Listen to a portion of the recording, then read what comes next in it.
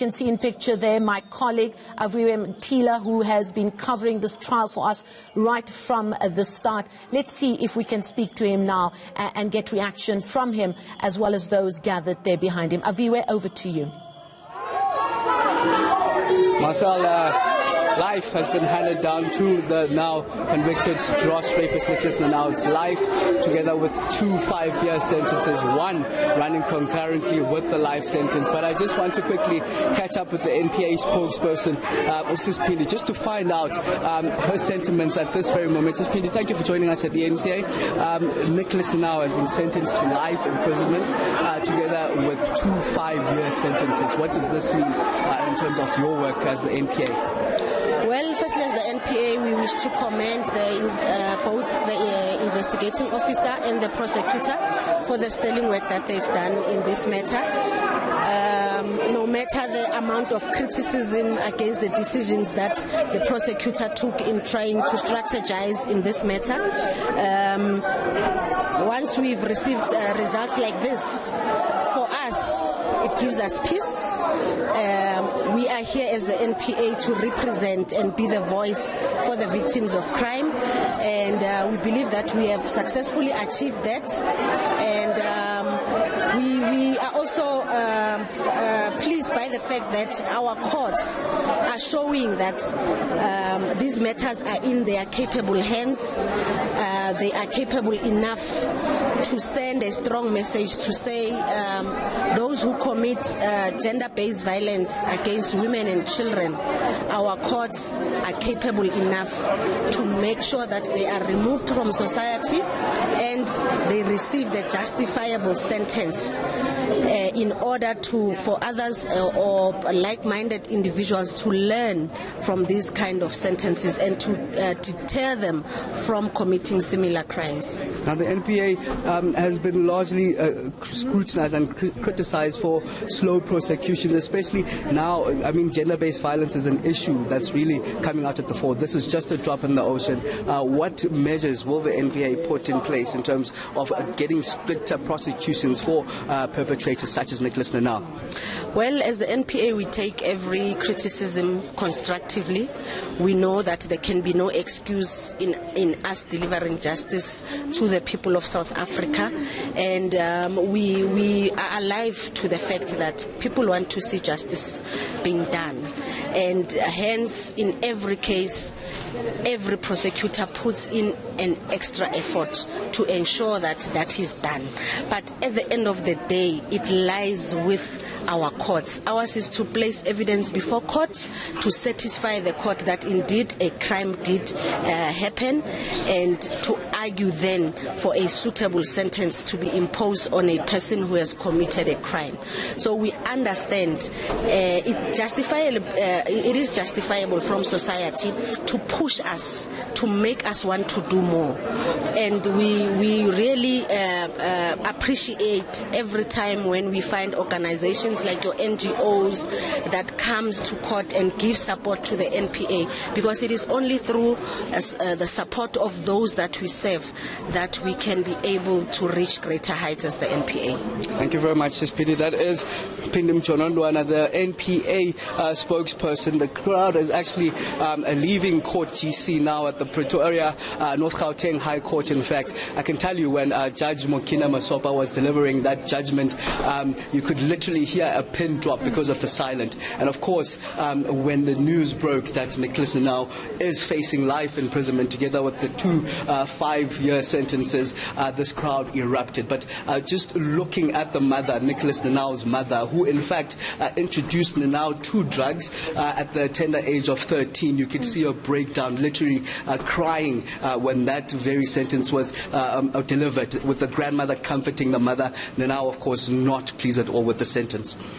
Aviwe, quite interested to hear when Judge Masopa was handing down his sentencing, he spoke at length about the country's fight against the scourge of gender-based violence, and that in as much as the objective of sentencing is not to satisfy public opinion, it has to be in the best interest of society. And Judge Masopa not blind to the fact that this trial was taking place against the backdrop of a war that the country is facing in trying to protect its most vulnerable.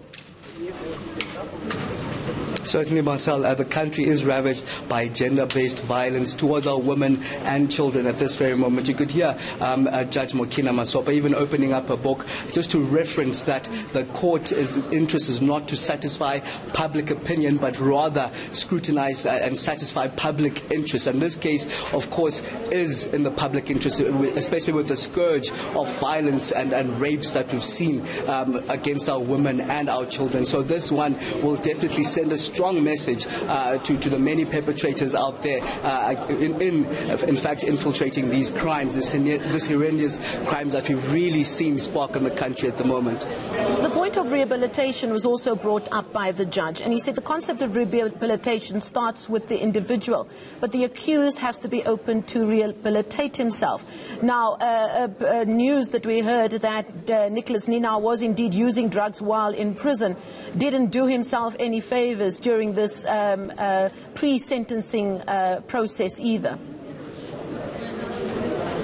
Well, he used drugs at least 20 times in the last 13 months that he was in prison. Rehabilitation was a very big issue in this court case. We understand since taking drugs, chemical drugs, at the age of 13, he's been in and out of rehab at least 5 times to 3 different rehabilitation centers, and he'd relapsed. That was the major issue, whether he could, in fact, be rehabilitated. Another issue that was really ironed out by the judge here was the issue of regret versus remorse. Was Ninow in fact remorseful for the actual crime that he's committed, or does he merely regret being caught? One of the issues that the judge really painted out, that to him it felt like it was more of being regretting being caught in that act, and the consequences that come with it, than rather being remorseful. An issue that was brought up by the NPA prosecutor here as well, Dorangu Beni,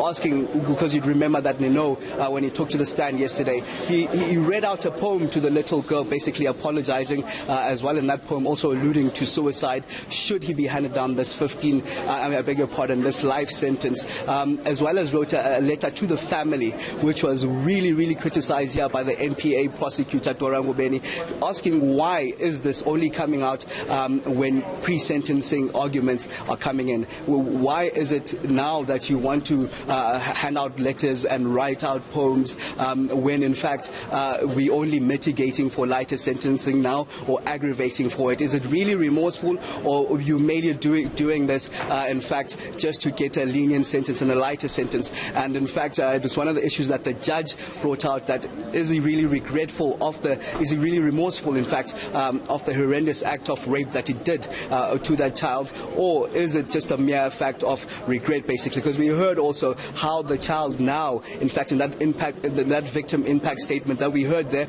we heard how the child every night has Ninow's memory, that knows that he's got brown hair and brown eyes, for example, goes to sleep with his image in his head, has nightmares over Ninow, which sometimes he doesn't even share with her family, just to spare them the brunt of the pain that she's going through. We do know this very moment that the young 7-year-old girl, that was 7-year-old then, doesn't trust men in restaurants at all, and in fact knows now that she has to go to the bathroom with someone there. Some of the life altering impacts of Ninow's horrendous act that the little girl will have to live with for the rest of her life, Marcel.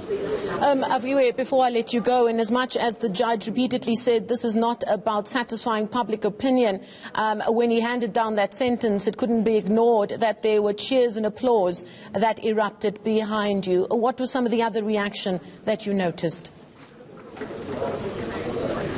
Well, just the room itself, it was just a hive of reaction in its own, because you'd understand there are different civil society groupings here, there are different political parties here. You'd understand the EFF is here in support of the girl, as well as the ANC Women's League was actually been present in this court case, as well as civil society groupings, Not in My Name. But I see the EFF has just quickly joined us, but I want a quick comment from them quickly. What your make of this court ruling? We didn't get several life sentences, but we got one. We have an intention now to add on the attempted murder charge we've been talking about, because we believe it wasn't handled and it was not accommodated. But we understand that the judge is confined under the current, laws that they have at their disposal. But we are unhappy about the fact that it took a year. However, we are elated that life was there. We also believe that on the drug one, they could have gone a little bit higher, because he didn't only possess drugs, he used drugs. And also his remorse was zero, and we are happy that the judge picked up on that. But we also are pushing for the judges and the entire system to be less perpetrator-friendly. The NPA brought fewer witnesses than the defense, and we believe that had the NPA brought more witnesses than the defense, we could have gotten more than what we received. But, of course, you have to be grateful for, the small graces in life. We are now going to chase the one in Mamelodi, where another 6-year-old child was violated, and it's appearing in the Mamelodi court on the 28th of November. And on that one, we're not going to be nice at all. We want speedy, swifter justice, not a year. But otherwise, fighters are here. They couldn't contain themselves. People were threatening all sorts of things. If we don't get life, this situation is extreme in Gauteng. We can't live with it anymore. It's unsustainable.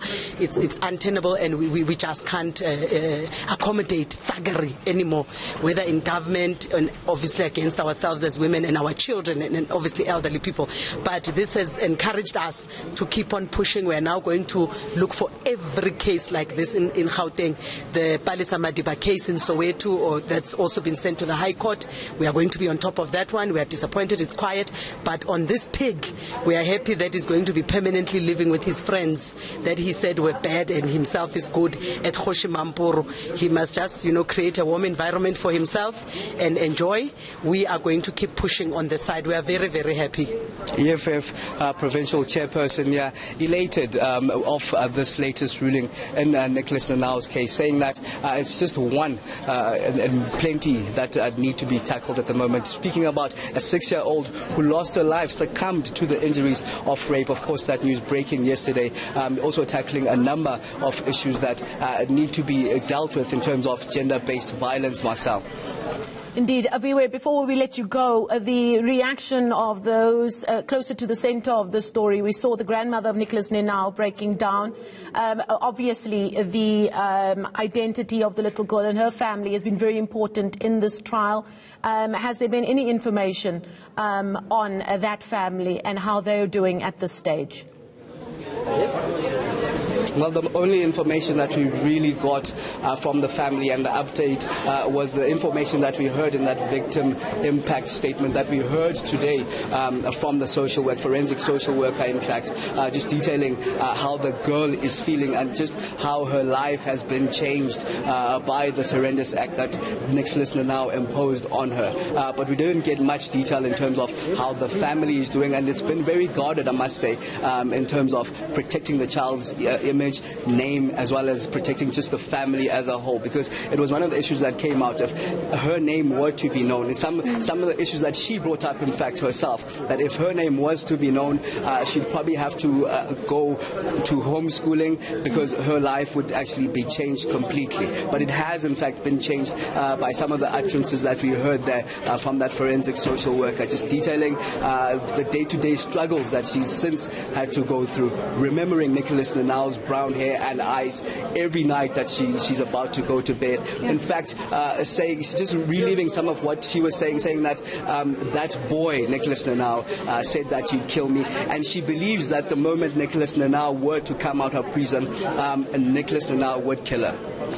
Our viewer, thank you so much for that insight. I'm going to ask you to stay right there, but for our viewers who have just joined us, just to recap, convicted rapist, child rapist, Nicholas Ninow has been sentenced to life in prison for raping the then 7-year-old girl at the Dros restaurant in Pretoria last year.